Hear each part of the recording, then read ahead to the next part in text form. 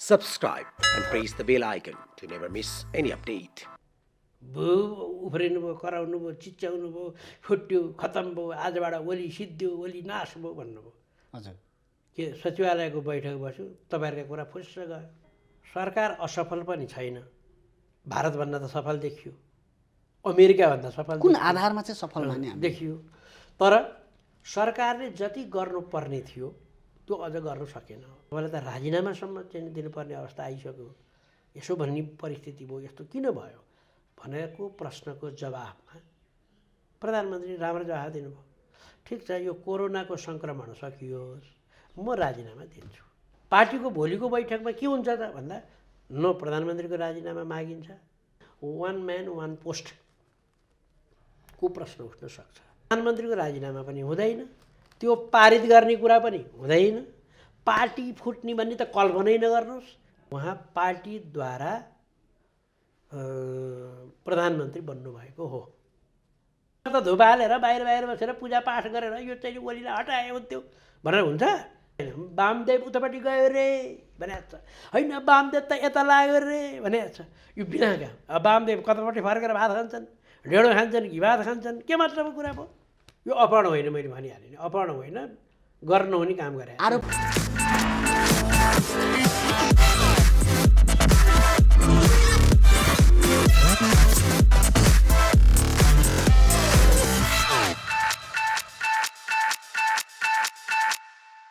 नमस्कार, क्यानाडा नेपालमा यहाँहरूलाई हार्दिक स्वागत छ।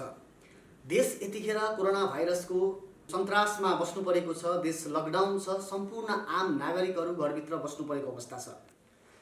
सरकारको शक्ति र विभिन्न राजनीतिक दलहरूको शक्ति यतिखेर कोरोना भाइरस नियन्त्रणमा लाग्नुपर्ने अवस्था हो। तर यतिखेर नेपाली राजनीतिमा अलिकति फरक माहौल सिर्जना भइरहेको छ। विशेष गरी सत्तारूढ दलभित्रै आफ्नो शक्ति सन्तुलनको रस्साकसी सुरु भएको छ। पछिल्लो समय 2वटा अध्यादेश प्रधानमन्त्रीज्यूले ल्याएपछि उत्पन्न भएको समस्या चरम उत्कर्षमा पुगेको छ। सचिवालय बैठकबाट यसलाई समाधान गर्ने भनिएको थियो, तर जनजन यो विवाद चर्किँदै गएको छ। यो बारेमा आज हामी तपाईहरु समक्ष विभिन्न प्रसङ्ग र राजनीतिक प्रसङ्गलाई लिएर कुराकानी गर्ने भएका छौँ। हामीसँग आज हुनुहुन्छ राष्ट्रिय सभाका सदस्य एवं नेकपाका नेता रामनारायण विद्यार्थीज्यू। यहाँलाई स्वागत छ कार्यक्रममा। धन्यवाद। मैले यहीँबाट सुरु गरेँ। अहिले देशमा कोरोना भाइरसको सन्तास झन् बढिरहेको अवस्था छ, सङ्क्रमितहरू थपिरहेको अवस्था छ, सरकारले लकडाउन अझ बढाउँदै लगेको अवस्था छ। यो अवस्थामा सम्पूर्ण शक्ति यहाँनिर केन्द्रित हुनुपर्ने हो। तर सरकारमा सहभागी प्रमुख दल, सत्तारूढ दलभित्रै जुन खालको माहौल सिर्जना भएको छ, यो जुन खालको रस्साकसी, जुन खालको अन्तर्कलह सुरु भएको छ, यो बारेमा हजुरले के भन्नुहुन्छ? हजुरको धारणा के छ? सबैभन्दा यहाँबाट सुरु गरेँ मैले। तपाईँहरूको बुझाइ नै गलत छ। नेपालको मिडिया बाटै सुरु गर्छु म। नेपालको मिडिया सकारात्मक प्रचार गर्न जान्दैन। ऊ बस दुर्घटना भएको कुरा लेख्न जान्दछ, बसले सुविधासहित गन्तव्यमा मान्छेलाई पुर्यायो भनेर लेख्न जान्दैन। हाम्रो समस्या त्यो हो। म बताउँछु, हाम्रो पार्टी नेपाल कम्युनिस्ट पार्टीमा के विवाद छ? तपाईँहरूले बनाए विवाद छ। उफ्रिनु भयो, कराउनु भयो, चिच्याउनु भयो, फुट्यो, खतम भयो, आजबाट ओली सिद्धियो, ओली नाश भयो भन्नुभयो। हजुर के सचिवालयको बैठक बस्यो, तपाईँहरूको कुरा फुस्स गयो। अब भोलि थाई कमिटीको बैठक बस्छ। अहिले सचिवालयको बैठक बसिराखेको छ, उफ्रिया छ। विभिन्न पत्रिका प्रतिक्रियावादीहरू साराहरू उफ्रेर हौ नेकपामा यस्तो भयो उस्तो भयो भाँडो के पनि हुँदैन। भोलि बैठक बस्छ, कोरोनाको बारे कुरा गर्छ, सरकार सञ्चालनबारे कुरा गर्छ, यसमा औषधि कहाँबाट ल्याउने, ऋण कसरी ल्याउने, सहुलियत कसरी ल्याउने, सहयोग कसरी गर्ने पनि कुरा गर्छ। त्यो कुरा तपाईँहरू प्रचार गर्नुहुन्न। अनि अर्को कुरा पनि गर्छ, एउटा व्यक्ति एउटा पदमा बस्नु पर्यो, एउटै व्यक्ति दुईवटा पदमा बस्नु भएन। यो प्र्याक्टिस, यो अभ्यास पनि विकास गर्नु पर्यो हाम्रो पार्टीमा भनेर नि कुरा गर्ला। अनि यो कुरा गरेको कुरा चाहिँ उत्पाद हो। अब यदि अहिले पार्टीको बैठक बसेन भने त्यो पार्टी मरेको पार्टी भइगयो नि। यत्रो देशमा सङ्कट छ, पार्टीको बैठक नबस्ने, पार्टीको भेला कुरा नहुने, तर पार्टीले छलफल नगर्ने। त्यस कारणले हाम्रो पार्टीले कोरोना रोगको विरुद्धमा अब बजेट बनाउनु छ, भोलि अधिवेशन बोलाएको छ, पर्सि अधिवेशन सञ्चालन गर्नु छ, त्यसबाट विभिन्न कानुन बनाउनु छ, बजेट पास गर्नु छ, यो हो नि कुरा। त्यस कारणले कुन काम रोकियो? बजेट संसद रोकियो कि बजेट रोकिने भयो कि अथवा कोरोनाको चाहिँ कारबाहीहरू अगाडि बढाउने कुरामा रोकियो कि? देश गरिब छ, कुरा पुगेन होला, जनतालाई जति सुविधा दिनुपर्थ्यो त्यति पुगेन। त्यो त के को कारणले भन्दा हाम्रो देशको गरिबीको कारणले, हाम्रो देशको चाहिँ नि अव्यवस्थाको कारणले। त्यसो भएको हुनाले हामीले के सोच्नु पर्यो भने नेपाल कम्युनिस्ट पार्टी सत्तारूढ पार्टी हो, सत्ता चलाउने पार्टी हो। यसको बैठक हुन्छ, छलफल हुन्छ, कुरा हुन्छ, तर्क हुन्छ, वितर्क हुन्छ। के भयो त त्यो? अहिले भइरहेको छ त बालुवाटारमा, अहिले बैठक बसिरहेको छ यो टाइममा। तर यो समयमा बैठक बस्ने अथवा आफ्नै पार्टीबाट आफैले चुनिएर पठाएको, आफैले निर्णय गरेर पठाएको प्रधानमन्त्रीको राजीनामा माग्ने अथवा स्थायी कमिटीको बैठक चाहिँ जबरजस्त हस्ताक्षर सङ्कलन गरेर माग्ने अथवा यो खालको रसाकसी गर्ने अवस्था त होइन नि अहिले, जनचासोको विषय त होइन। लकडाउन भन्ने अनि आमसभा गर्ने अनि विभिन्न गाउँ गाउँमा गएर चाहिँ नि मान्छे भेला जम्मा गर्ने समय हो त अहिले? त्यो त झन् गर्न पाइएन। मैले यतिसम्म भनेको छु, राहतका नाममा बेइमान अपराधी कालाबजारी र तस्करीहरूले नाम कमाउन भनेर अहिले मान्छेलाई भेला जम्मा गराउने? सरकारले दिन्छ राहत। कसरी दिने? सरकारलाई देऊ न तिमी पैसाबाट त भए। सरकारले वडा सदस्य मार्फत दिन्छ राहत। वडामा थाहा हुन्छ को मान्छे गरिब छ भनेर, कसलाई राहत चाहिन्छ भने उसलाई थाहा छ, अरूलाई थाहा छ। यहाँ बस्ने चाहिँ नेतालाई थाहा छ, यहाँ काङ्ग्रेसका नेता कम्युनिस्टका नेतालाई चाहिँ नि वडामा को मान्छेले खान पाएको छैन भने कसरी थाहा हुन्छ? त्यस कारणले वडा सदस्यलाई थाहा छ, वडा सदस्यको हातमा पुग्नु पर्यो। हो अहिले तपाईँले भन्नुभयो कि चाहिँ यो बैठक चाहिँ नि बस्ने बेला होइन, अहिले बैठकै बस्ने बेला हो। थोरैमा बस्ने, लकडाउनको सिद्धान्तमा बस्ने, सामाजिक दूरी कायम गरेर बस्ने, होसियारपूर्वक। त्यसमा त अहिले संसद बोलाउनु नहुने त, संसदको अधिवेशन गर्नु नहुने त। संसारको कुन चाहिँ देशमा संसद रोकिया छ? लकडाउन भनेको जनता चाहिँ घरमा बस, तिमी बाहिर ननिस्क, सामाजिक दूरी कायम गर, होसियार हौ, हात धो, सुगर सफा गर, अनावश्यक मान्छेहरूसँग भेटघाट नगर। यो जनतालाई भने। सरकार पनि सुत्ने हो त, सत्तारूढ दल पनि सुत्ने हो त। ए लकडाउन भनेको छ भनेर जम्मैजना सुत्यो भने उपचार कसले गर्छ? औषधि कसले ल्याउँछ? बजेटको व्यवस्था कसले गर्छ? नीति कसले बनाउँछ? कानुन कसले बनाउँछ? बजेट पास कसले गर्छ? यो सम्पूर्ण कुरा गर्न चाहिँ सरकार र सरकार वरिपरिका संयन्त्रहरू सुत्नु हुँदैन, लकडाउन हुँदैन। भनेपछि तपाईँको कुरा अनुसार सरकारले, नेकपाले अहिले कोरोनामा जति गर्नुपर्ने गरिरहेको छ, यसमा केही बाधा अडचन पुगेको छैन? बाधा अडचन त पुगेको छैन, नपुग चाहिँ भएको छ। तर जनचासो त व्यापक छ नि, राहत पाएनन् भन्ने खालका कुरा छन्, राहत दिएको ठाउँमा वडा से लुकाएको कुरा छन्, अथवा ठाउँ ठाउँबाट मान्छेहरूलाई कहीँ जान दिएनन् भन्ने खालका कुरा छन्। कतिपय ठाउँमा चाहिँ सरकारले आफैले चाहिँ नियन्त्रण गर्न सकेन, रातारात बसमा गइरहेका छन्, कसैलाई त्यतिकै छेकिरहेका छन् भन्ने खालका जनचासो त तीव्र छ। हो, यो कुरा ठिक छ तपाईँका।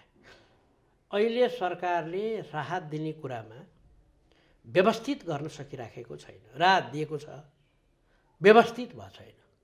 अनि हामीले जनचेतना तपाईँ सञ्चार माध्यमले गर्नुपर्ने, खबरदार हामी वाच गर्छौँ, राहत लिन नपर्ने मान्छेले राहत लियो भने हामी कारबाहीको निम्ति चाहिँ सरकारलाई भन्छौँ भनेर तर्साउनु पर्यो। जसले राहत लिनु हुँदैन थियो, राहतको लाइनमा बस्नु हुँदैन थियो, जसलाई राहत आवश्यक थिएन, 1 महिनासम्म खान सक्ने अवस्था थियो भने।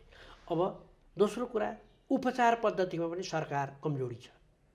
किनभने कोरोना भाइरस लाग्दैछ भन्ने त थाहा थियो सरकारलाई, तब उसलाई चाहिने सामग्री किन ढिलो गरे? किन चाहिँ चाइनाबाट ल्याउनु पर्ने, अन्तबाट ल्याउनु पर्ने कुरो ढिलो गरे? किन पर्याप्त मात्रामा सामग्री नल्याए? बढी मूल्यमा ल्याइयो फेरि। अनि किन चाहिँ सित्तै दिन्छु भनेकोबाट नल्याएर चाहिँ पैसा किनेर ल्याउनेपट्टि चाहिँ धेरै लागे? किन ठेक्का रद्द गरे? किन ठेक्का कसलाई दिए? इत्यादि कुरा छन्। त्यस कारणले यो त मन्त्री सचिव इत्यादिका कुरा हुन् नि, यिनीहरूमाथि कारबाहीको मेलो पनि सुरु गर्नुपर्छ भनेर हाम्रै पार्टीले भन्यो। अनि पार्टीको बैठक चाहिएन, अध्यादेश अहिले किन ल्याए? तर यतातिर केन्द्रित छैन नि त बैठक। अध्यादेश किन ल्याए अहिले प्रश्न?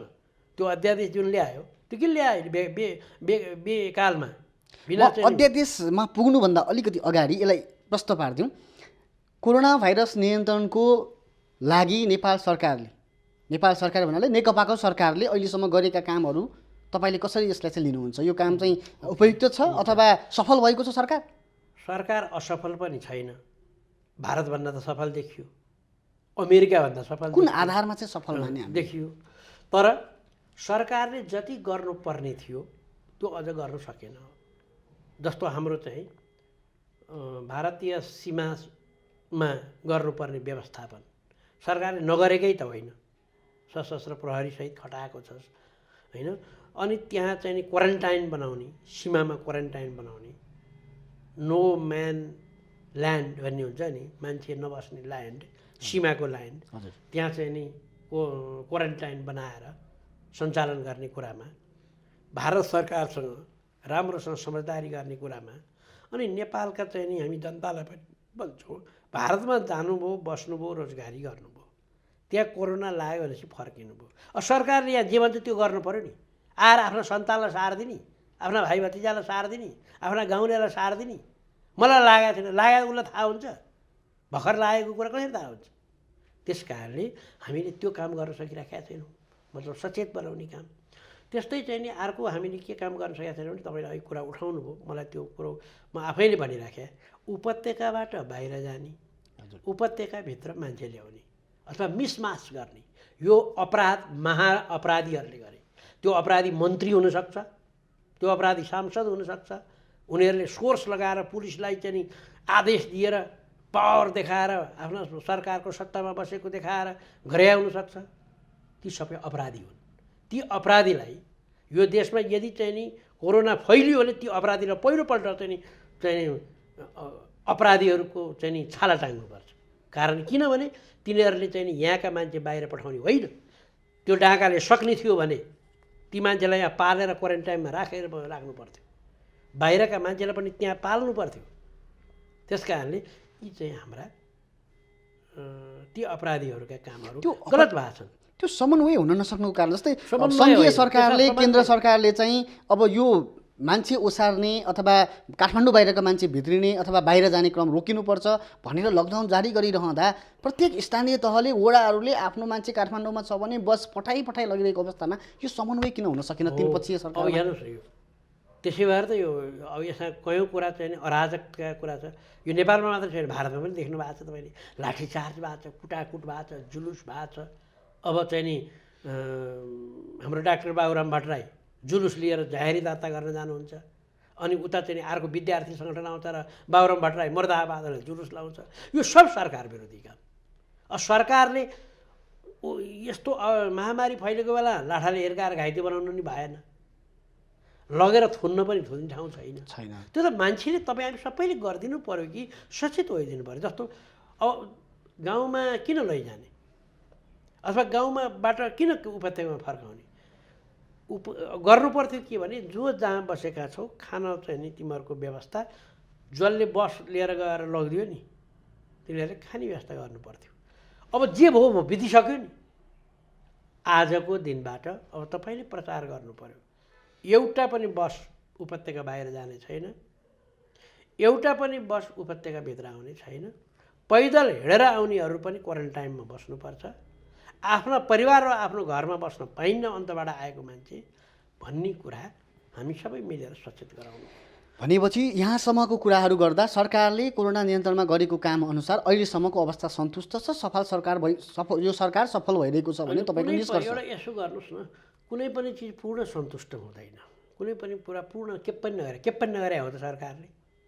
अरूको दाँजोमा अरू देशमा पनि त देखिराखेका छौँ नि, गरेको पनि छ तर पर्याप्त भएन, सन्तुष्ट हुने गरी भएन, कमी कमजोरी भयो, लुपहोलहरू भयो। त्यो सरकारको मात्र कारण छैन, विपक्षी दलको पनि काम हो, नेताको पनि काम हो, त्यो सांसदको पनि काम हो, त्यो मन्त्रीको पनि काम हो।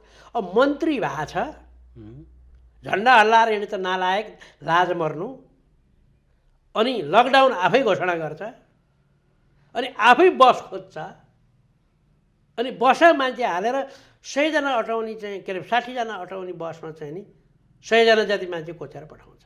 के गरे यो भने मैले जनताको हित गरे भनेर गिच्चदा देखाउँछ। त त्यो प्रकारलाई हामीले सजाय गर्न सकेनौँ। त्यसलाई तुरन्त मन्त्रीबाट खोज्नुपर्छ, हामीले गर्न सकेनौँ। सांसद त्यस्तै छौँ, सांसदहरूले ठिँ गरेर उहाँ कालाबजारियासँग घुस खाएर ल्याएको चिज चाहिँ नि लिने अनि एक छाक भात खान दिने, फेसबुकमा फोटो छपाउने, अनि मैले बडो चाहिँ जनकल्याणकारी काम गरेँ, जनतालाई चाहिँ मैले भात खान दिएँ। त्यो नालायक काम हो।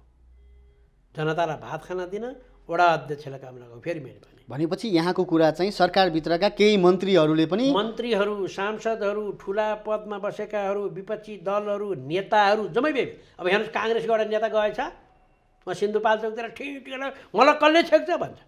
ऊ मन्त्री भइसक्यो मान्छे। त्यो नालायकलाई त्यति थाहा छैन कि यो भुइँचालो होइन, यो बाढी पहिरो होइन, यो हुरी बतास होइन, यो बडो चाहिँ नि अनसिन माइक्रोस्कोपले पनि बल्ल बल्ल देखिने भाइरस जो जीव पनि होइन, त्यस्तो चिज मान्छेको शरीरमा पस्दैछ। त्यस कारणले मैले त्यो पो प्रचार गर्नुपर्छ भन्दैन। मलाई कसले छेक्ने डिएसपी भनेर हप्काउँछ उसलाई।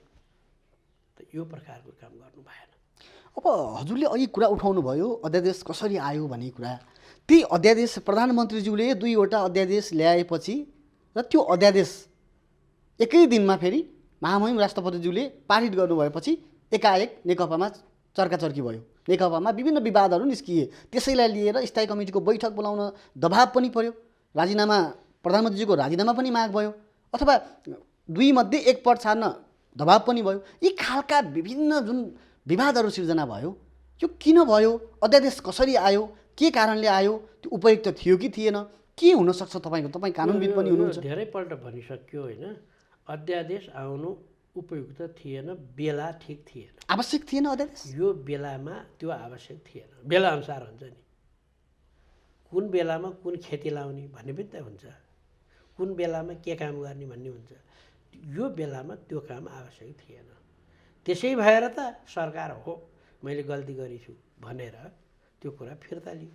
हाम्रै कारणले अध्यादेश जारी भएको मितिले 4-5 घन्टाभित्र नै मैले अन्तर्वार्ता दिएर विरोध गरेको छु। हजुर। त्यसो भएको हुनाले जुन चाहिँ नि त्यो अध्यादेशको बारेमा अब आयो अनि बैठक बस्नुपर्ने कारण त्यही पर्यो।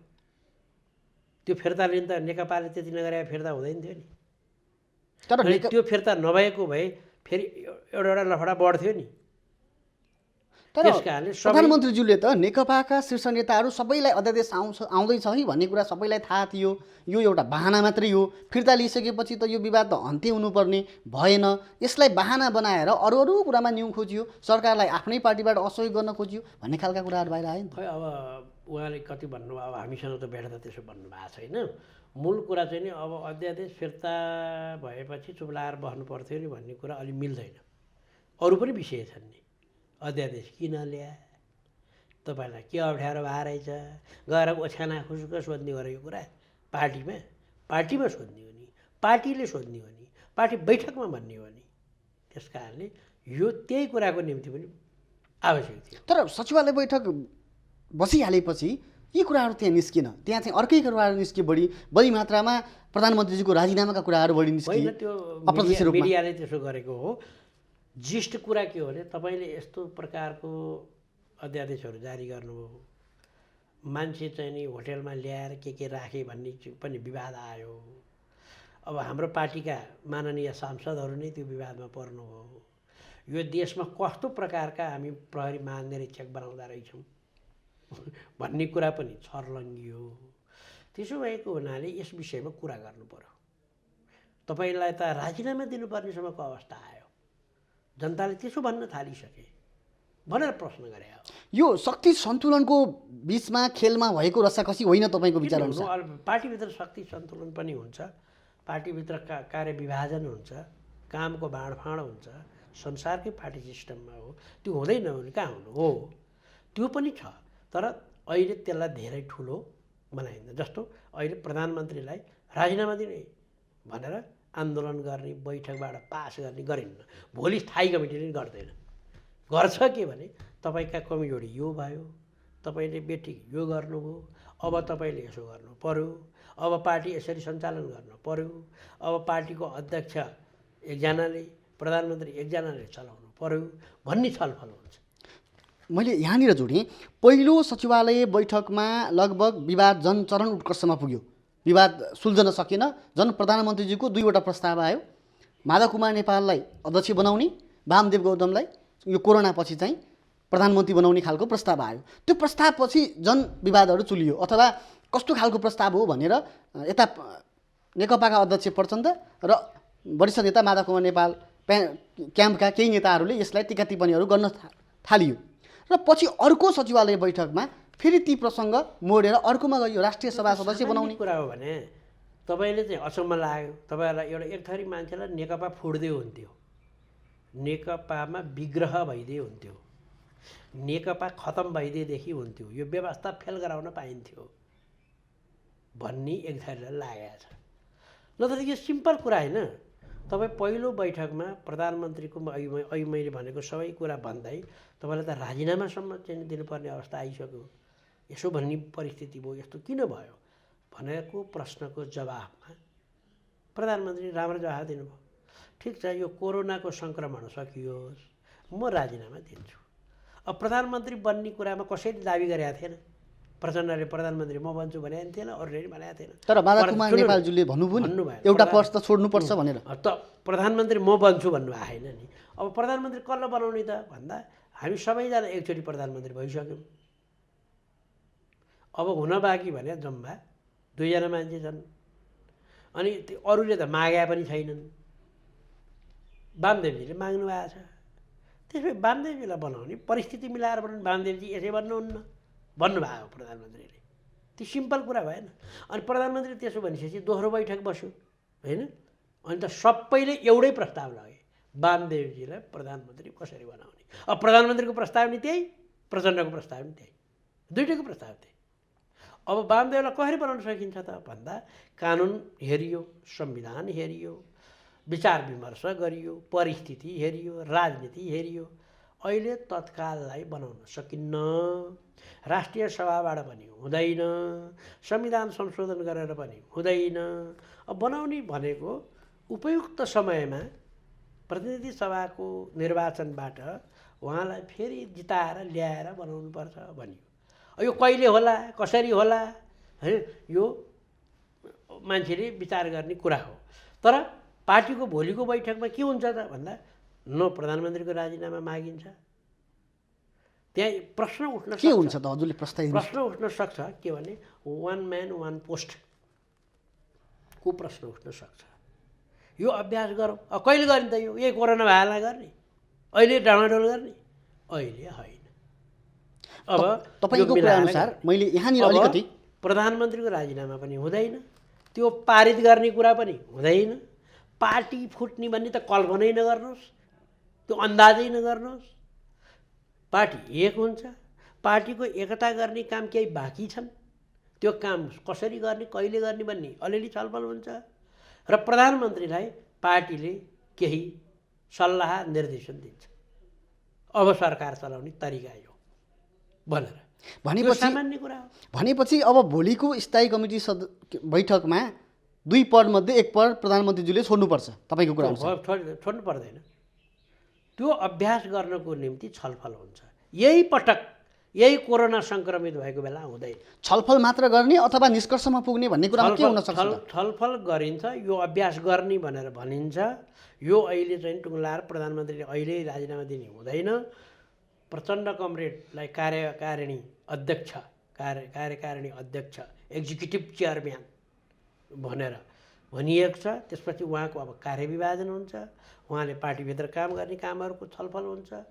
अरू नेता जस्तो माधव नेपाल हुनुहुन्छ, वामदेवजी हुनुहुन्छ, झलनाथजी हुनुहुन्छ, नारायण काजीजी हुनुहुन्छ, यी सबै नेताहरूको एउटा संयन्त्र जस्तो बन्छ। त्यसले निर्णय गरेर पार्टीलाई निर्देशन दिने, पार्टी त्यही अनुसार, सरकार त्यसअनुसार चल्ने कुरा हुन्छ। त यो प्रकारको समझदारी बैठक हुन्छ। र अर्को यो कोरोना सकिसकेपछि एउटा विषय त बाँकी नै रहेन त, सधैँ 1 म्यान 1 पोस्ट, त्यो त बाँकी नै हुन्छ। त्यो चाहिँ कोरोना पछि मात्रै हुन्छ। त्यो चाहिँ अभ्यास हाम्रो त अब सुरु गर्नु पऱ्यो नि। अहिलेसम्म कसले गरे? काङ्ग्रेसमा भएको थियो? छैन। यमन अगाडि कहिले भएको छ? छैन। नेकपाले कहिले गरेको थियो यमन अगाडिका कम्युनिस्टहरूले? छैन। त्यसो भएको हुनाले यहाँ त पहिलो प्र्याक्टिस गर्दैछौँ। त्यो प्र्याक्टिस गरेर वातावरण मिलाइन्छ र यो नेकपाबाट सुरु हुन्छ। अब यो कुराहरू गरिरहँदाखेरि मैले अलिकति नबुझेको कुरा स्पष्ट रूपमा, जस्तै प्रधानमन्त्रीज्यूले म महाधिवेशनबाट जितेर आएको, म अध्यक्ष पार्टीको अध्यक्ष, जित्नुपर्ने मान्छेले पद छोड्नुपर्ने अनि अरू मान्छेलाई चाहिँ अध्यक्ष बनाउनु पर्ने भन्ने प्रसङ्ग आउन सक्छ भोलिका दिनमा। अर्को संसदीय दलले चाहिँ सबैजनाले 100% रूपमा चाहिँ उहाँलाई मानेर प्रधानमन्त्री भन्न अगाडि सारेपछि फेरि अब स्थायी कमिटीले पछाडि सार्ने भन्ने खालको कुरा आउन सक्छ। त्यो अनुसारले दुईवटै पोस्ट उहाँले छोड्न मान्नु भएन भने के हुन सक्छ? अहिले त्यो पोस्ट छोड्ने कुरै गर्दैन भने हाम्रो पार्टीले। होइन, मैले कोरोना पछिको कुरा गरेको। अरूलाई त कोरोना पछि त डिस्कस होला। अब सम्भव छ? सम्भव हुनसक्छ। कोरोना पछि यो देशको के अरे महामारी सङ्कट समाधानपछि विभिन्न प्रकारका प्रयास के अरे अभ्यासहरू गरिन्छ। त्यो के अब प्रधानमन्त्रीले त्यसो भन्नु होला, अर्कोले चाहिँ तपाईँलाई प्रधानमन्त्री कसले बनाए? पार्टीले मात्रै बनाएको? कसले बनायो? जनता मत दिएर पठाएको। चुनाव लड्न कसले पठायो भने टिकट दिनु पऱ्यो नि पार्टीले। तपाईँ किन नलड्या चुनाव? भनेपछि केपी शर्मा ओलीलाई जनताले भोट दिएका होइन, नेकपा पार्टीलाई भोट दिएका। फेरि गलत कुरा हो। जनताले भोट दिए, तर भोट दिने ठाउँमा उम्मेदवार कसले बनायो? पार्टीले बनायो। पार्टीले उम्मेदवार नबनायो भने त पाउनुहुन्न थियो होइन। पार्टीले उम्मेदवार बनाइसकेपछि उहाँ एक क्षेत्रबाट चुनाव जित्नुभयो। क्षेत्र त 165 वटा थियो। हजुर, 165 वटा क्षेत्रमध्ये एउटा क्षेत्रबाट जिते। त्यो मान्छे प्रधानमन्त्री हुन्छ त? त्यसमा अरू किन नभए? फेरि उहाँलाई पार्टीले के गर्यो? संसदीय दलको नेता बनायो। अनि संसदीय दलको नेता बनाएपछि फेरि पार्टीले के निर्णय गर्यो? प्रधानमन्त्रीको उम्मेदवार बनायो। अनि सांसदहरूलाई व्हिप जारी गर्यो, तिमीले चाहिँ नि भोट हाल्नु चाहिँ नि कमरेड ओलीलाई। यसको अर्थ मैले यत्रो मसिनो किन भने भन्दा उहाँ पार्टीद्वारा प्रधानमन्त्री बन्नुभएको हो। त्यसो भएको हुनाले यो अर्को पार्टी अर्को थरीले भन्ला होइन। यो त छलफलको विषय हो। त्यस कारणले अब प्रधानमन्त्री कहिलेसम्मको लागि हो त भन्ने प्रश्न उठ्छ फेरि होइन। नेकपाले त प्रश्न पारेको थियो। जस्तै नेकपाका अर्का अध्यक्ष प्रचण्डज्यूले 5 वर्षको लागि तपाईँ नै प्रधानमन्त्री बन्नुहोस् भनेर आफूले कार्यकारिणी अध्यक्ष। पार्टीले भन्यो भने त 5 वर्ष भइहाल्नुहुन्छ नि। अनि पार्टीले भनेन भने त हुँदैन नि। भनिसकेपछि अब फेरि पार्टीले अब भन्छ कि भन्दैन भन्ने कुरा अहिले 5 वर्षको भनेर भनेको थिएन। प्रचण्डले भनेको थियो। प्रचण्ड नै पार्टी त होइन नि, तर लिडर त हो नि। त लिडर त धेरैजना छन् त लिडर। उनले एक्लै भनेर त हुँदैन। त्यस कारणले प्रचण्डले जुन कुरा भन्नुभयो त्यो कुरा पार्टीले निर्णय गर्यो भने उहाँ 5 वर्ष प्रधानमन्त्री हुनुहुन्छ ओलीजी। पार्टीले होइन तपाईँ चाहिँ नि 5 वर्ष होइन अब छोड्नुपर्छ भनेर पार्टीले निर्णय गर्यो भने उहाँले छोड्नुहुन्छ फेरि। तर निर्णय गर्छ कि गर्दैन भन्ने कुरा तपाईँले चाहेर, काङ्ग्रेसले चाहेर, अमेरिकनले चाहेर, विरोधीले चाहेर हुन्छ त भने हाम्रो पार्टीले चाहनु पऱ्यो नि। तपाईँहरू त धुपा हालेर बाहिर बसेर पूजापाठ गरेर यो चाहिँ ओलीलाई हटायो त्यो भनेर हुन्छ? अर्काले भनेर हुन्छ? हाम्रो नेकपाले भन्नु पऱ्यो। भनेपछि तपाईँको कुरामा 5 वर्षको लागि ओली नै प्रधानमन्त्री हो, उहाँलाई कसैले हटाउँदैन, नेकपाले हटायो सोध्दैन। नेकपाले हटायो हट्छ, नेकपाले नहटायो हट्दैन। हटायो भने प्रधानमन्त्री को त अबको? त्यो नेकपाले निर्णय गर्छ। वामदेव गौतम प्रधानमन्त्री भन्न सक्छन्? अहिले सक्दैन। के कारण? प्रधानमन्त्रीले त 2वटा बाटोहरू छ भने अहिले योग्यतै पुगेको छैन। आधा मितिमा कसरी योग्यताको लागि 2वटा बाटो खुल्ला छ भन्नुभएको छ। राष्ट्रिय सभाबाट आउन सकिन्छ भन्नुभएको छ, अथवा प्रतिनिधि सभाकै कुनै एउटा क्षेत्र खाली गरेर निर्वाचनबाट आउन सकिन्छ भन्ने जम्मै चाहिँ नि अलि अस्थायी कुरा हो नि, लामो बाटो कुरा हो, पछिको कुरा हो। राष्ट्रिय सभाबाट सम्भव छैन? छैन। राष्ट्रिय सभाको सदस्य प्रधानमन्त्री हुन सक्दैन। संविधान परिवर्तन हुन सक्छ? संविधान परिवर्तन गर्न अहिले सजिलो छैन यो विषयमा। कसरी? तपाईँ कसरी? एउटा त 2/3 हाम्रो मत छैन, नेकपाको मात्रै। त्यस कारणले सजिलो भइगयो। नेकपाको मात्रै 2/3 मत छैन। दोस्रो एउटा कुरा चाहिँ जनताले उठाउँछन् फेरि, चुनाव हारेको मान्छे, भर्खरै चुनाव हारेको, यही पटक चुनाव हारेको, उहाँको निम्ति चाहिँ नि पद खाली गरेर फेरि अर्को चाहिँ नि अनावश्यक चुनाव गराएर अनि फेरि चाहिँ नि जित्नुहुन्न, फेरि जित्ने ग्यारेन्टी हुन्छ र नेकपा लड्ने हो नि त चुनाव त नेकपा लडे पनि त जित्नु पऱ्यो नि। भोट त नेकपाले मात्रै हाल्ने होइन होला, जनताले हाल्ने हो। त्यसो भएको हुनाले यो कठिन बाटो छ, यो सजिलो छैन। भनेपछि संविधान परिवर्तन गर्न सक्ने अवस्था पनि छैन, राष्ट्रिय सभाबाट प्रधानमन्त्री हुन सक्ने अवस्था छैन। तर प्रधानमन्त्रीज्यूले त भन्नुभयो नि, किन भन्नु? प्रधानमन्त्री भन्नुभयो होइन, उपयुक्त समय भन्नु त यो सारा गर्ने भने 2 वर्षपछि होला, 3 वर्षपछि होला, अर्को चुनावमा होला, अब के थाहा। गर्दै गर्दाखेरि उहाँलाई उपयुक्त समयमा उहाँलाई चाहिँ राष्ट्रिय सभा सदस्य बनाउने कुरा भइसकेपछि लगभग नेकपाको विवाद चाहिँ अब सुल्झियो भन्ने खालको कुरा थियो। र आजसम्म आइपुग्दा, अहिलेको अवस्थासम्म आइपुग्दा आज बिहानै मात्रै वामदेव गौतम चाहिँ प्रचण्डज्यूसँग गएर म चाहिँ तपाईँहरूसँगै छु है, म चाहिँ तपाईँहरूकै क्याम्पमा छु है भन्ने खालका कुराहरू गर्नु भनेको फेरि यो पहिलेकै हस्ताक्षर सङ्कलन जस्तो अथवा तपाईँहरूले देखाए त्यस्तो है, तपाईँहरूले लगाएको अर्थ त्यस्तो, विरोधी पत्रिका मिडिया अहिले मैले भने 12 थरीका मान्छेले के पनि भएको छैन। तर शक्तिको प्रयोग गरेर स्थायी कमिटीको दबावपूर्ण ढङ्गले चाहिँ माग गरे हो नि। स्थायी कमिटी किन बनायो? नाच्न, गीत गाउन, बैठक भएन होइन बनायो। अनि बैठकमा आयो भने के ठुलो कुरो हो? उसले अर्थ गरे, विद्रोह गरे, राजीनामा दिए भए पो ओहो उत्पाद गर्यो भन्नुहुन्छ। स्थायी कमिटीको सदस्यले के मागे? बैठक चाहियो भने। पुष्पकमल दाहाल चाहिँ नेकपाका अर्का अध्यक्ष हुन् कि होइनन्? कार्यकारी अध्यक्ष हो कि होइन? हो। उहाँले स्थायी कमिटीको बैठक चाहिँ बोलाउने उहाँसँग सामर्थ्य थिएन अथवा मिल्दैन? होइन, त्यो कुरा अहिले 2टा अध्यक्ष भए हुनाले सरसल्लाहले गर्नुपर्ने, संयुक्त रूपमा सरसल्लाहले गर्नुपर्ने भए हुनाले अहिले बैठक नबोलाउँ कि यो अर्थकै परिस्थिति छ, यतापट्टि कुरा नगरौँ कि भन्ने कुरा एउटा अध्यक्षलाई लाग्न सक्छ। त्यसो भएपछि स्थायी समितिका सदस्यहरूले बहुमत सदस्य भनौँ अथवा 20 जना सदस्य बहुमत नभए पनि त्यो बहुमत सेमी बहुमत हो, किनभने त्यो मन्त्रीले त्यसमा सही गरेका छैनन्, बालवाला मन्त्रीहरू, उनीहरू पनि स्थायी कमिटीको सदस्य बन्नु। जस्तै यो स्थायी कमिटीमा तपाईँहरूको जहिले जुन देखिएको छ 44 जना, यो 44 जनामा हेर्ने हो भने प्रधानमन्त्रीज्यूसँग 13 जना मात्रै छ, अर्को अध्यक्ष पुष्पकमल दाहालसँग 18 जना छ, र माधव कुमार नेपालज्यूसँग चाहिँ 13 जना मात्रै छ भन्ने खालको कुरा आइरहेछ नि। र यो कुराले यसको 2/3 जस्तै प्रधानमन्त्रीज्यूको विरुद्धमा 2/3 स्थायी कमिटी सदस्यले भोलि राजीनामा पनि माग्न हाइपोथेटिक कुरा हो क्या, परिकल्पना गरे होइन। मनको लड्डु घिउसित खाने भनेर वरिष्ठ नेता माधव कुमार नेपाल निकटका नेताहरूले बारम्बार भनिरहनु भएको छ। उनीहरूले नि हाइपोथेटिक गरे। स्थायी कमिटीको 44 जना मध्ये 45 मा 1 जना सभामुख हुनुभयो होइन, 44 जना मध्ये को कतापट्टि छ भन्ने कुरा अहिले बताउन सकिन्छ? प्रस्ताव आउनु पर्यो, भोटिङ हुनु पर्यो, अन्य थाहा हुनु भयो। हिजोको चाहिँ नि चुनाव लड्दाखेरि हिजोको पार्टी कता थियो भनेर अनुमान गरे, त्यो अब बाँकी रहिरहेछ। त्यो अहिले बाँकी रहिरहेको भए तपाईँहरूले यसरी खेल्न पाउनुहुन्थ्यो, त्यो बाँकी छैन। अब हिजोको एमाले प्रचण्डपट्टि लागेका छन्, हिजोको माओवादी ओलीपट्टि लागेका छन् भनेर जुन हल्ला गर्नुहुन्छ नि, हल्ला गर्नुहुन्छ नि तपाईँले है, त्यो हल्ला हो। अब नेकपाको सदस्यहरू आफ्नो प्रस्ताव पछि फरक हुन सक्छन्। एउटा प्रस्तावमा म एकापट्टि हुन सक्छु, अर्को प्रस्तावमा म अर्कोपट्टि हुन्छ। प्रस्ताव कुन हो, विषय कुन हो, त्यसैमा कुरा गरिन्छ। अब मान्छे हेरेर कुरा गर्ने।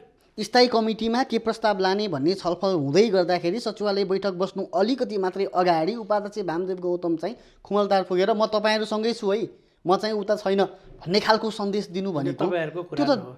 त्यो त वामदेवले भन्नु पर्यो नि, भन्नुभएको छ। वामदेवले बाबा मैले जानु भनेको त भन्नु नि हो, जानै नपाउने नेता क्या। आज हिजो पनि जानुभएको छ त, हिजो पनि प्रचण्ड र वामदेव भेट भएको छ। के भन्नुहुन्छ? किन भेटे? नेताको बिचमा भेटघाट भएको कुरालाई गजब बनाउने उही तपाईँहरू एउटा बानी परेको छ। फलानु हिरोइनीको चप्पल यतापट्टि फर्किएको थियो, मिडी उतापट्टि फर्किएको थियो भनेर लेख्नु पर्यो। त्यो अनावश्यक नि, उसको मिडी जतासुकै फर्क्योस्, उसको ब्लाउज जतासुकै फर्क्यो, के मतलब कुरा हो नि साधारण मान्छेलाई भनेपछि हो। त्यस्तै नेताहरू यता गएको थियो उता गएको थियो, के मतलब नआए विषय थियो, केही छैन। त्यो तपाईँहरूलाई के लाग्छ भने अलिकति चाहिँ नि उतार चढाव भइदिएदेखि एउटा समाचार बन्थ्यो कि भने यो नेपालमा 2 थरी मान्छे, लडाइँ भइदियो भने, झगडा भइदियो भने, काटमार भइदियो भने यो मानवाधिकारवादी भन्ने बडो खुसी हुन्छ क्या, किन उसको काम पाउँदो रहेछ। ल काटमार भयो त्यहाँ खबरदार, म त अमेरिकाबाट मान्छे ल्याउँछु नि, म त उहाँ जेनेभा पठाइदिन्छु नि भन्न पाउने। यो मिडियालाई पनि त्यतै रोगले सताउँदै गयो बिस्तारै। अब तपाईँहरूलाई पनि मेरो आग्रह छ विनम्रताका पूर्वक, मेरो स्वर कडा भए पनि विनम्रताका पूर्वक के आग्रह छ भने के गर्यो भने मुलुकमा स्थायी हुन्छ, के गर्यो भने मुलुकमा तीव्रताका साथ विकास हुन्छ, के गर्यो भने कोरोना जस्ता विभिन्न प्रकारका बेला बेलामा आउने महामारीहरू चाहिँ निस्तेज भएर जान्छन्। यसमा तपाईँ हामी संयुक्त प्रयास गरौँ। यो केही काम छैन, वामदेव उतापट्टि गयो रे भनेको छ, होइन वामदेव त यता लाग्यो रे भनेको छ, यो बिना काम। अब वामदेव कतापट्टि फर्केर भात खान्छन्, ढेँडो खान्छन् कि भात खान्छन्, के मतलब कुरा भयो? वामदेवले इन्जिस्ट काम के गरे त्यो हेर्नु, उनले काम गलत गरे, तिमीले काम गलत गर्यौ भन्ने। उहाँलाई त प्रधानमन्त्री भन्ने चाहना तीव्र रूपमा बढ्दै गइरहेको छ। तपाईँलाई नि छ, जसलाई नि छ नि त्यो प्रधानमन्त्री बन्न। तपाईँको आफ्नो पेसामा उच्च पदमा पुग्नु तपाईँलाई नि मन छ, उनलाई प्रधानमन्त्री बन्न इच्छा भयो भने स्वाभाविक हो नि, मान्छे हुन्। प्रधानमन्त्रीज्यूले भन्नुहुन्छ भन्नुभएको छ, हो बन्छन् त, कुनै बेला बन्लान्। भनेपछि अब नमर्दु भन्दा अगाडिसम्म बन्छन्। अबको स्थायी कमिटी बैठकमा त्रिपक्षीय रूपमा देखा पर्ने अवस्था भयो। स्थायी कमिटीको बैठकमा विभिन्न विषयमा छलफल हुन्छ, अन्तिममा एकै स्वरको निर्णय हुन्छ। प्रचण्डको चाहिँ प्रस्ताव के जान सक्छ? अरू हाम्रो अध्यक्ष प्रचण्डको प्रस्ताव के जान सक्छ? प्रचण्डको प्रस्ताव होइन, सचिवालयले संयुक्त प्रस्ताव लान्छ। आज सचिवालयको बैठक बस्छ, त्यो सचिवालयको बैठकले एउटै प्रस्ताव लान्छ, एकै किसिमको के हुन सक्छ त्यो प्रस्ताव? अपेक्षा के हुन सक्छ? पहिलो कोरोनाका लान्छ, दोस्रो यो बजेट अधिवेशनको लान्छ, तेस्रो सरकार सञ्चालन गर्ने कुरा लान्छ, चौथो हाम्रो पार्टीभित्र चाहिँ पार्टी एकताका काम बाँकी छन् त्यो लान्छ, त्यसपछि हाम्रो पार्टीलाई कसरी एकताबद्ध बनाउने भन्ने कुरो लान्छ, र हाम्रो पार्टीलाई अझ बढी प्रभावकारी बनाउनुको निम्ति एक पद एक व्यक्ति यस्तो प्रकारको सिद्धान्त अवलम्बन गरौँ भनेपछि यतिखेर सत्ता परिवर्तन र अध्यक्ष पदबाट छोड्नुपर्छ भन्ने खालका प्रस्ताव जाँदैन। स्पष्ट नै स्पष्ट। जस्तै तपाईँलाई एकदमै अध्यक्ष प्रचण्ड निकट मानिन्छन् हो र? तपाईँ आफैले भन्नुभएको छ। होइन, म प्रचण्डको बेला बखत संसदमा हजुर बोल्दै गर्नु हुँदाखेरि जसै सबैजना सांसदहरूले तपाईँले नहसाइकन त उहाँहरू पक्कै पनि हाँस्नुहुन्न भनिन्छ नि त, एउटा खुबी हुनुपर्छ मान्छेमा भने जस्तै हजुरसँग एक किसिमको तपाईँमा त्यो प्रष्ट वक्ताको रूपमा तपाईँ बोल्दै गर्दाखेरि सबैजनाले तपाईँप्रति चाहिँ आकर्षण भइरहेको हुन्छ, उहाँले अब केही गर्नुहुन्छ केही बोल्नुहुन्छ भन्ने खालको। त्यस्तै गरी प्रचण्डका हरेक भनाइहरूमा उहाँका सम्पूर्ण प्रस्तावहरूमा त तपाईँको त्यस्तै खालको अभिव्यक्तिहरू आउने गर्छ, विचारहरू उही खालको आउने गर्छ। मेरो नेता हो, यसमा त विवाद रहेन। मेरो गुरु रूपचन्द्र बिष्ट भन्ने हुनुहुन्थ्यो, मेरो नेता प्रचण्ड हो। अब चाहिँ नेता धेरै हुनुभएको छ यो नेकपामा आएपछि, होइन?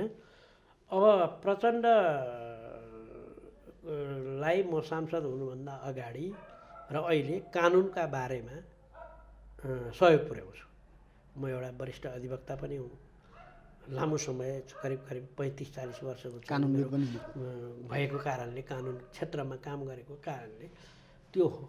तर प्रचण्डले चाहिँ नि को खेमाको मान्छे भन्नुभन्दा नि म चाहिँ नेकपाको कार्यकर्ता, प्रचण्ड मेरो नेता, ओली मेरो नेता भन्ने बुझ्नु पर्यो अहिले।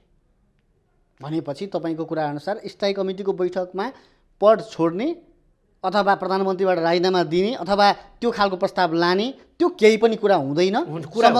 कुरा हुन्छ, राजीनामा दिने कुरा खास तर्क हुँदैन, जनताको कुरा सुनाउँछन् उनीहरूले, यस्तो पनि आवाज आयो भनेर वान म्यान वान पदको कुरा उठ्छ, तर यसलाई अहिले लागु हुने गरी कुनै निर्णय हुँदैन र अरू कुरा अगाडि बढ्छ। कोरोनाको विरुद्धमा नेपालले गर्नुपर्ने रोलको विरुद्धमा अरू काम गर्छ। भनेपछि निष्कर्ष चाहिँ के हो भने अबको 5 वर्षको लागि केपी शर्मा ओली नै प्रधानमन्त्री हो, अध्यक्ष पनि उहाँ नै हो, मन्त्रीमण्डल पनि अहिले अलिकति हेरफेर हुनसक्छ भन्ने कुरा तपाईँ हेरफेर हुनसक्छ, त्यो पार्टीले गर्ने कुरा हो, प्रधानमन्त्रीले गर्ने कुरा हो। अहिले चाहिँ प्रधानमन्त्री यो पटक यही बैठक वरिपरिमा फेरिनुहुन्न, पछि पार्टीले निर्णय गरेर फेर्न पनि सक्छ। अकाट्य हुँदैन,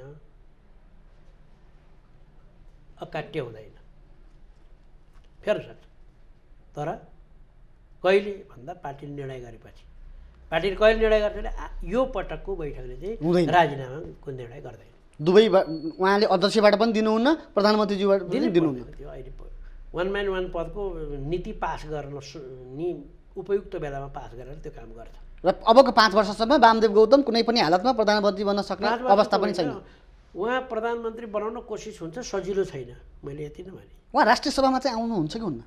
आउनुहुन्न, उहाँले आउँदैन भन्नु अस्ति, किनभने यहाँ आएर उहाँलाई प्रधानमन्त्री बन्ने चान्स छैन। आएदेखि उहाँलाई चाहिँ हाम्रो पार्टीको ठुलो नेता हो, काम लाग्ने नेता हो, आवश्यक नेता हो भनेकै छौँ हामी।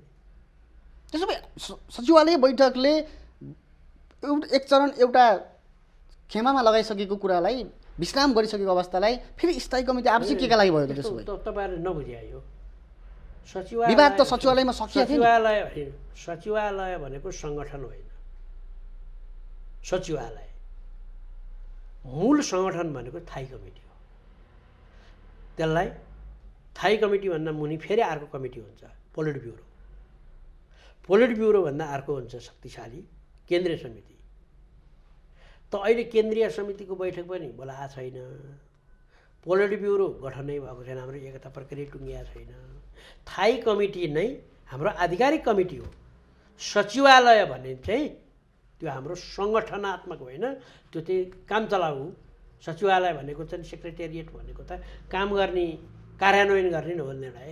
त्यस कारणले त्यहाँ कुरो टुङ्ग्यो भन्ने जुन भन्नुहुन्छ नि, त्यो कुरो टुङ्ग्या होइन, त्यो कुरो उठ्या। सचिवालयमा कुरो उठ्या। अब सचिवालयमा उठ्या कुरो स्ट्यान्डिङ कमिटीमा लैजान्छ। त्यो कमिटीबाट चाहिँ आलोचना भएका कुराहरूलाई चाहिँ मत्थर पार्ने काम हुन्छ र अरू कुराहरू हुँदैन भन्ने जे निर्णय गर्छ त्यो लागू हुन्छ। त्यो त्यस्तो शक्तिशाली कमिटी हो। अब तपाईँको निष्कर्ष यसमा स्थायी कमिटीको बैठकले हुन सक्ने कुरा भनेको अहिले यतिखेर अध्यक्षबाट राजीनामा दिने, प्रधानमन्त्री फेरिने, यस्ता कुरा के पनि हुँदैन। अधिवेशनको कुरा हुन्छ, संसदको अधिवेशनको, बजेटको कुरा हुन्छ, कोरोनाको विरुद्धको कुरा हुन्छ, वान म्यान वान पोस्टको पोलिसी के गर्ने भन्नेमा छलफल हुन्छ र अहिलेसम्म चाहिँ नि सरकारले गरेको काम कारबाहीको मूल्याङ्कन हुन्छ। राम्रो गरे, नराम्रो गरे, ठिक गरे, बेठिक गरे, मूल्याङ्कन हुन्छ र अब गर्ने काम कारबाहीलाई निर्देशन हुन्छ। त्यस्तो कमिटी हो। यो अपहरणको कुरा तपाईँले सुनिराख्नु भएको छ नि अहिले। यो अपहरणको बारेमा अब मुद्दा दर्ता गरिएको छ। फेरि अर्को पक्षले फेरि होइन हामीले अपहरण गरेको न, अर्को पक्षले अपहरण गरेको भनेको के हो? यो चाहिँ सन्दर्भ नेकपा जोडिएको छ नि त यो केसमा पनि। नेकपाका केही साथी जोडिया छ, पार्टी जोडिया होइन। नेकपाका नेता भएपछि नेकपासँग आइपुग्छ। उहाँहरूले चाहिँ नि बेलुका घर आफ्नो बेडरुममा के गर्नुहुन्छ नेकपालाई थाहा हुन्छ। त्यस कारणले त्यो सबै चिज जोडिँदैन पार्टीमा। के हो त यो चाहिँ खास वास्तविकता तपाईँले बुझ्दाखेरि? त्यो अपहरण पनि होइन, गर्न नहुने काम गरे चाहिँ हो। हाम्रा मान्छेले गर्न नहुने काम गरे चाहिँ हो, अपहरणै चाहिँ होइन। अब जे भए पनि अहिलेसम्म मैले बोलेर काम लाग्दैन। अब यो कसले बोल्नु पऱ्यो? राज्यको संयन्त्र महान्यायाधिवक्ताले बोल्नु पऱ्यो। नेकपाका नेताले चाहिँ हामीले अपहरण गरेको होइन, हामी चाहिँ जाँदाखेरि सँगै आएको। मैले पनि भने नि अपहरण गरेको होइन त मैले नि भने। तर आफ्नो मन नमिल्ने, आफूलाई मुद्दा हाल्ने मान्छेसँग किन गए, किन ल्याएको, त्यसमै पूर्व प्रधानमन्त्री समेत भइसकेका मान्छेले यो चाहिँ अपहरण नै हो भनेर चाहिँ त्यो खालको पूर्व प्रधानमन्त्री हुँदै नेकपासँग चाहिँ केही त्यस्तो पूर्व प्रधानमन्त्रीले बोलेको कुरा सबै ठिक हुन्छ र? पूर्व प्रधानमन्त्रीलाई झौझल्यो, राजनीति गर्नु। यो आरोप चाहिँ किन त त्यसो भयो? के हो त यो खासमा? यो अपहरण होइन, मैले भनिहालेँ नि, अपहरण होइन, गर्न हुने काम गरे। आरोप केका लागि हुनसक्छ त्यसो भयो? अपहरण होइन भने जुन अपहरणको आरोप लगाइयो त्यो केका लागि हुनसक्छ? त्यो चाहिँ नि राजनीतिक पूर्वाग्रह, राजनीतिक उतार चढाव बढाउन, आफ्नो साख बढाउन गर्ने कुरा हो। तपाईँले यो त अलि लामो समय हेर्नुभयो भने 30बाट देखिन्छ नि। कान्तिपुरमा उनले इन्टरभ्यू दिएका थिए अपहरणका भए भन्ने मान्छेले। म अपहरण भएको चाहिँ होइन भने मेरै कालले सुने। उहाँले बोल्नुभयो, तर उहाँले त पछि फेरि जाहेर दिन जानुभयो। त त्यस्तो मान्छे हाम्रो देशमा सांसद हुँदो रहेछ। हामीले त त्यसरी पनि बुझ्नु पऱ्यो। त्यस्ता मान्छे पनि हाम्रो देशमा सांसद हुँदो रहेछन्। अघिल्लो दिन एक थौ भन्छ, भोलिपल्ट अर्धौ भन्छ। एउटी आइमाईले अघिल्लो दिन एक थौ, भोलिपल्ट एक थौ भनेर यत्रो दुर्दशा हो। त्यो त एउटा साधारण मान्छे थिइन्, ऊ त सांसद।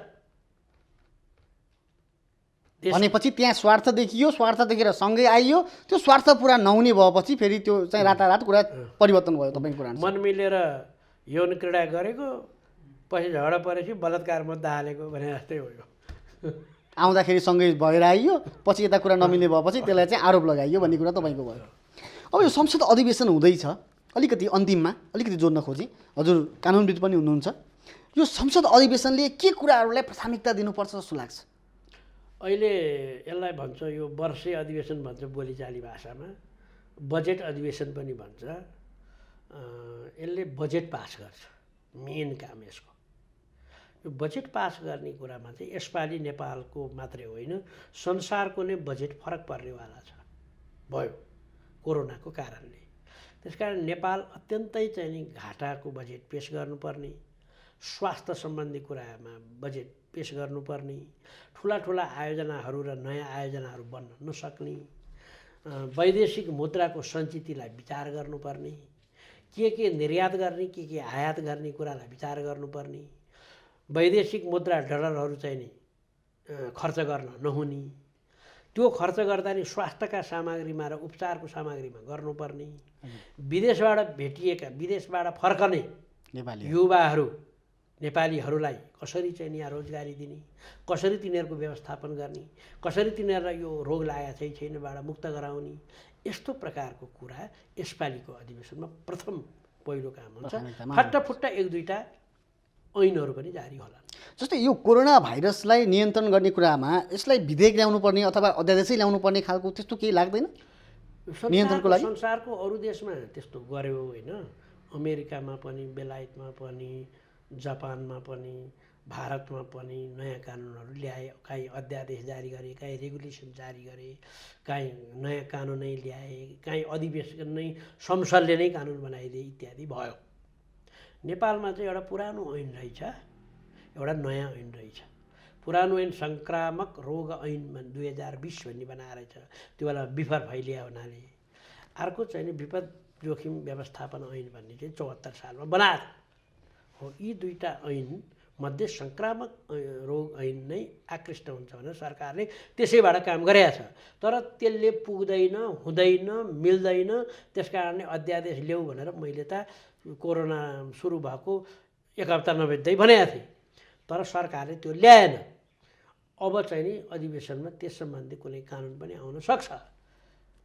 त्यसलाई परिमार्जन गर्ने गरी नयाँ कानुन, एउटा छाता कानुन भन्छन्, अम्ब्रेला एक्ट भन्छन्, त्यस्तो बन्न सक्छ। देशको अर्थतन्त्रमा ठुलो हिस्सा राख्ने रेमिट्यान्स अब घट्नेवाला छ, शून्य अवस्थामा पुग्नेवाला छ। सम्पूर्ण नेपाली लाखौँ युवाहरू चाहिँ नेपाल अब यो खुल्ने बित्तिकै स्वदेश फर्कन लायक भएका छन्। उहाँहरूलाई स्वदेश फर्केपछि बेरोजगार भर्नेवाला छ। यसलाई कसरी सम्बोधन हुन सक्ला? त्यो विदेशबाट फर्केका युवाहरूलाई नेपालमा रोजगारीको सृजना कसरी गर्न सकिएला? यी कुरामा के छ त? नेकपाको ध्यान केन्द्रित हुन्छ कि हुँदैन? नेकपा त्यही कारण तपाईँहरू बैठक किन बस्या भन्नुहुन्छ नि। अब बैठक यस्तै गर्नु बस्नुपर्छ।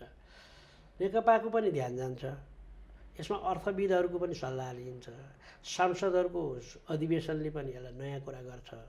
त्यति मात्र नपुगेर विपक्षी दल र अरू दलहरूसँग सल्लाह गरिन्छ।